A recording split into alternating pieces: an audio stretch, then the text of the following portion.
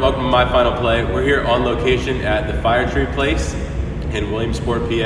I'm here with a special guest, first-time basketball player, Tierney Pfirman. Tierney, thanks for joining me. Thanks for having me. So the reason that we're here is to talk about the sport of basketball and how it impacted you. So let's just get right into it. Where did it start and at what age? I was 3 years old. My mom coached the John Bauer League for my brother and sister. Mm-hmm. So it kind of all started there, going to practices with her and, trying to shoot a basketball when you're 2 feet tall and normal size hoops kind of hard. But that's where it all kind of started for me in terms of falling in love with the game and wanting more and trying to be better. Mm-hmm. So you're the youngest of three. Yes. So also having those older siblings that were playing and competing, I'm sure that gave you a lot of drive as well. It definitely did, because I wanted to be out there doing what they were doing. So just trying to keep up, it was always a game of I'm going to run faster, be able to shoot further. And that eventually didn't happen until like 9th grade, but it ended up happening. Awesome. So introduced at 3. Where did it go from there? After that, being that young, there's not much to do in this area. So just doing the John Bauer stuff with my mom in the elementary program at South, and eventually doing junior high and high school ball. It kind of all laddered from John Bauer. Yeah. At what point did you kind of think to yourself, I can do this at a higher level? At 3, the dream is being the WNBA, not knowing anything about after John Bauer. Yeah. You can't do research on the computer at 2, 3. So that was my dream at 3, and then kind of every year, just sticking with it during the season and playing and falling more in love with the game. It kind of, you could say, it's probably a sophomore in high school by the time it was like, all right, this can be reality, and actually wanting to play after high school and go into college. WNBA dream and all that. Yeah. So as far as the leagues that you played in, obviously you weren't just in the school leagues. Explain a little bit about kind of some of those experiences. Outside of like the high school basketball league that runs through the winter, I joined an AAU team, which is a summer traveling ball, kind of like ASA for softball. I joined that I think I was in 7th grade with a team out of Bellefonte, and we would start at the end of our season in high school, so March, and it would run to July. And then I did that for 7th and 8th and 9th. And then my sophomore year, I transferred down to a team out of Illinois. And that was much more demanding in terms of time consuming and traveling. And the tournaments we went to was not just in Pennsylvania. We went to Chicago and Atlanta and just everywhere in the U.S. during that time. So all kinds of exposure then. All types. So when did it really start? When did the offers start coming in and those looks at the next level? The next level offers started, I would say, after my first year down there, because I didn't know how the recruiting process happened, when they could start. Around here, talking to like the local D3 schools, like, hey, we'll take you. And it was like, all right, that's awesome. Like, let's go to like Cumming.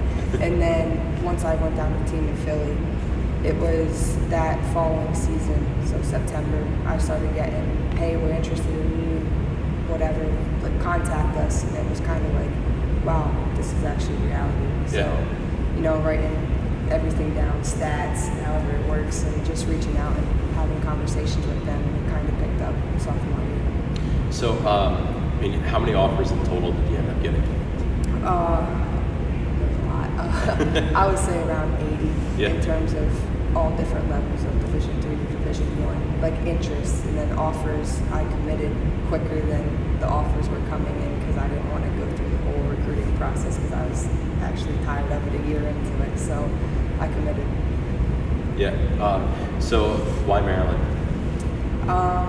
I did a visit to Dayton, Ohio. Me and my sister went out, and for the length of breaks that we had, 6 hours in the car was just way too long. I was like, no, it has to be closer. So then I had a radius of 4 hours of where I wanted to end up going, just so like my parents could come watch, family could come down and visit, just because they started me out. And as much time as I put into it, they put in more time in terms of taking me to practices and paying the money to be on the AAU team. So I just felt like rewarding if I went somewhere where they could end up watching me play.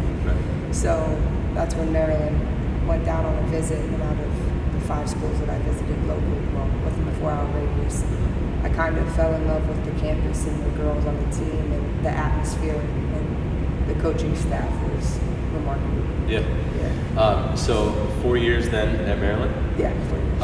And then had the opportunity to play overseas. Yes. Explain a little bit about the opportunity that you took to do that. So my sophomore year, I committed to Maryland. So I kind of was reprieved and kind of relaxed. I was like, all right, this is what it's about. Went to Maryland, graduated in June, left 2 weeks later to go down. I was there for 4 years, summer school, winter, like everything. We didn't really have breaks. So throughout the college process, it was a struggle in terms of the commitment level from South Williamsport to Maryland. Yeah. You know, having 2-a-days practices were insane. It was just a different type of ball. And then after that, didn't really know what I wanted to do, so I ventured out to get an agent and go explore Europe and just see what else and opportunities were out there outside of college. Yeah. So you played 2 years on a league in Romania, correct? Yes. 2 different leagues though. Yeah. Explain to us then the first league. What did that look like? The first team I played for over there was 3 years ago. I joined the team. They were the they were the champions of Romania. So they always said, the people I talked to in terms of what I wanted in a coach over there, don't play for a Serbian coach. It's like, why not? They're crazy, let me tell you.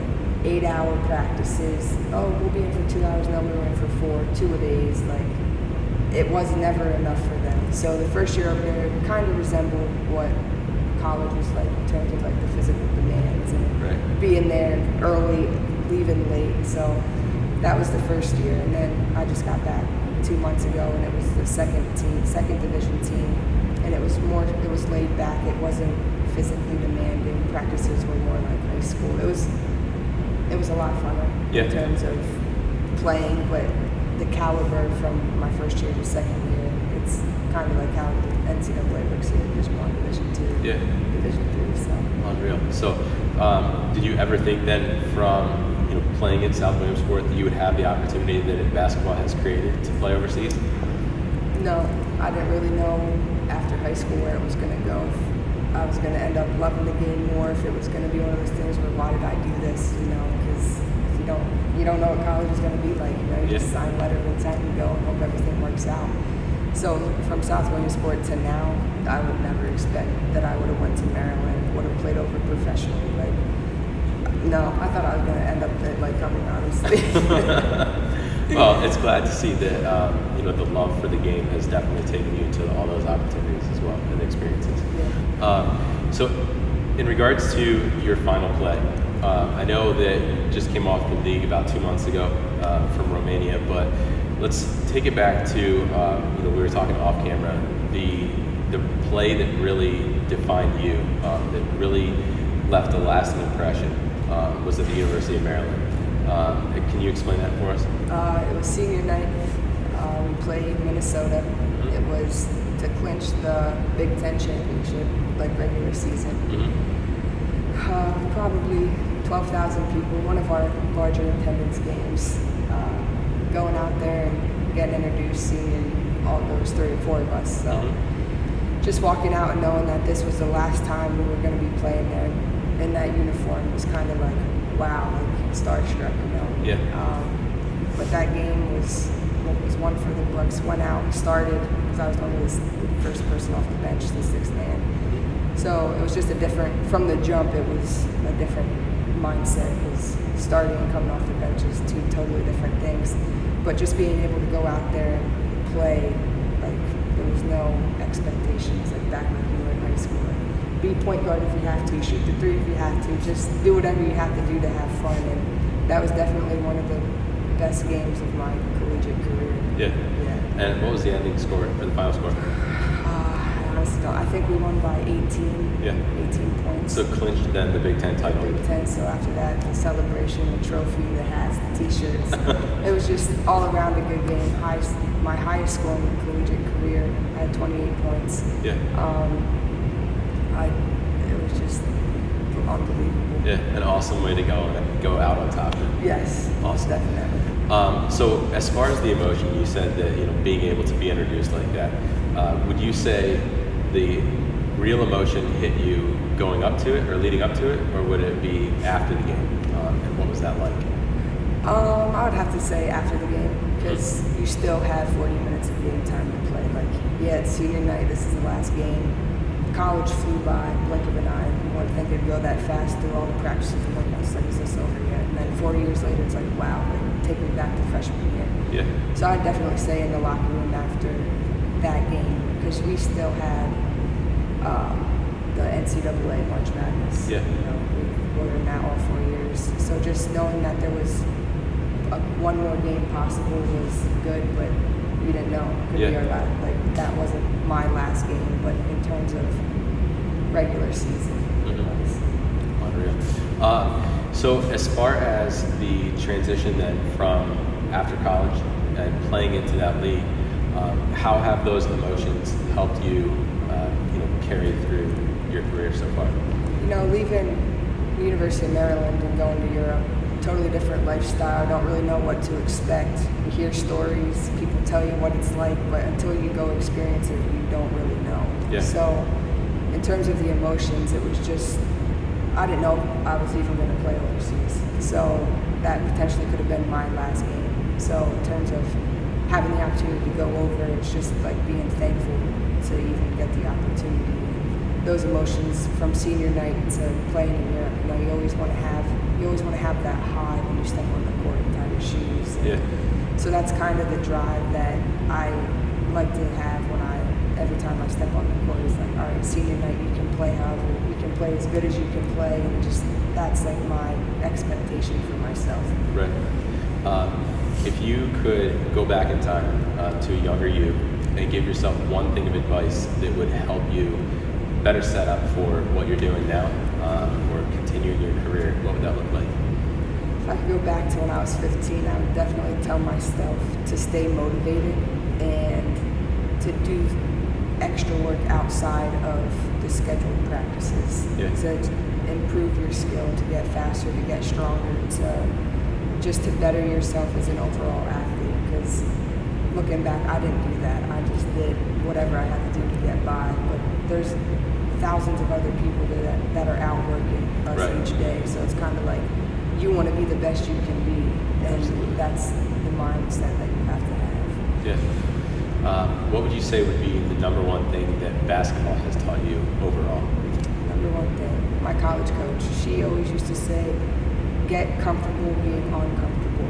So you never know what to expect, but just know that wherever you're at in time, that's your comfortability. Yeah. So in terms of that, that always stuck with me since freshman year, and that's honestly something you live by because you don't know. Like going from high school to college to Europe, it's all uncomfortable. It's a different chapter of life. It's a different stage. It's a different setting. So that's one thing that I would take away from my experience thus far in basketball is be comfortable being uncomfortable. Awesome. That definitely leaves you open for change as well. So Most definitely. So what do you think would be your next step then from the sport of basketball?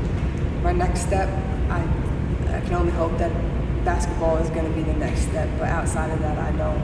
I'm still trying to figure out what I want to do and see if I want to stick around the game and help out and coach, or if I want to go a different avenue and go explore what else is out there, just to see what it is with life without basketball. So still being comfortable, being uncomfortable. Awesome. Sure thing. All right. Well, I definitely appreciate you taking the time to sit down with me today. And also, I hope you enjoyed the content. If you did, please like and subscribe below.